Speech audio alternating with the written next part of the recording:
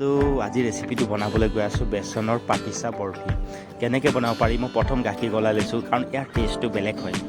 এনেধৰণে যদি আপোনালোকে বনায় ইয়াৰ টেষ্টটো বহুত ধুনীয়া হয়, খাবলৈও টেষ্টি হয়। আৰু গাখীৰটো গলাই ইয়াক ডাঠ কৰিব লাগিব। আৰু চাওক গাখীৰটো ডাঠ হ'বলৈ হৈছে আৰু অলপ ডাঠ কৰিব লাগিব। তাৰপিছত ইয়াত কি কৰিব লাগে মই আপোনালোকক দেখাই আছোঁ দেই, ভিডিঅ'টো একদম শেষলৈকে চাব দেই। আৰু ক'ৰ পৰা ভিডিঅ' চাইছে মোক কমেণ্টত জনাব নাপাহৰিব। মই কি কৰিছোঁ ন, টুকুৰা টুকুৰি যিমানখিনি মিঠাই থাকে, আমাক কাটিলে বৰফি কাটিলে, গাখীৰ বৰফি কাটিলে, চানা বৰফি কাটিলে, যিবিলাক টুকুৰা থাকি যায় আমি সেইটো ষ্টক কৰি ৰাখি দিওঁ। তাৰপিছত এনেকৈ গাখীৰ গলাই পেলাই আমি তাত দি দিওঁ। এইটো পাতিচা বৰফি মানে ইমান এটা টেষ্টি হয় খাবলৈ, একবাৰ খালে আপোনালোকে দুবাৰ বিচাৰি থাকিব, ইমান টেষ্ট হয়।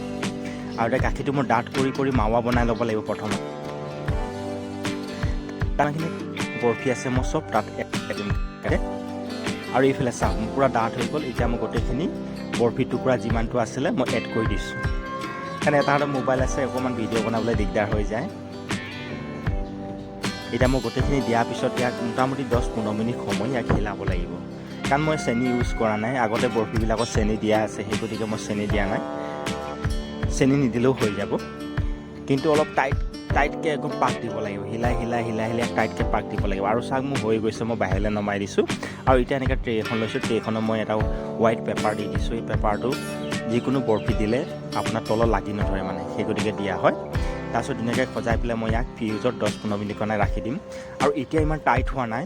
আৰু আগত মই কাটা বৰফিটো মই দিছোঁ, এইটো চাওক পাতিচা এনেধৰণে হ'ব, একদম ছেম টু ছেম হ'ব। আৰু এনেধৰণে ৰেচিপিবিলাক বনাব পাৰিব। কাৰণ টুকুৰা বৰফিবিলাক কি হয়, বহুত বেছিকৈ ওলাই যায়। তো আমি ষ্টক কৰি ৰাখি দিওঁ। বেচন বৰফি হওক, যিকোনো বৰফি হওক, তেতিয়া আমি এনেকৈ পাতিচা বৰফি বনাই পেলাওঁ। আৰু ভিডিঅ'টো আপোনালোকে কমেণ্টত জনাব।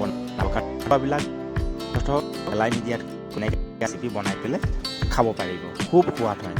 আৰু এতিয়া গৰম হৈ আছে, মই আৰু ইয়াক ফ্ৰিজত ৰাখি দিব লাগিব, তাৰপিছতে মই কাটিব পাৰিম। আৰু কটা বৰফিটো মই আগত দেখাই দিছোঁ। চ' আজিলৈ ইমানতে সামৰণি মাৰিছোঁ। জয় আই অসম।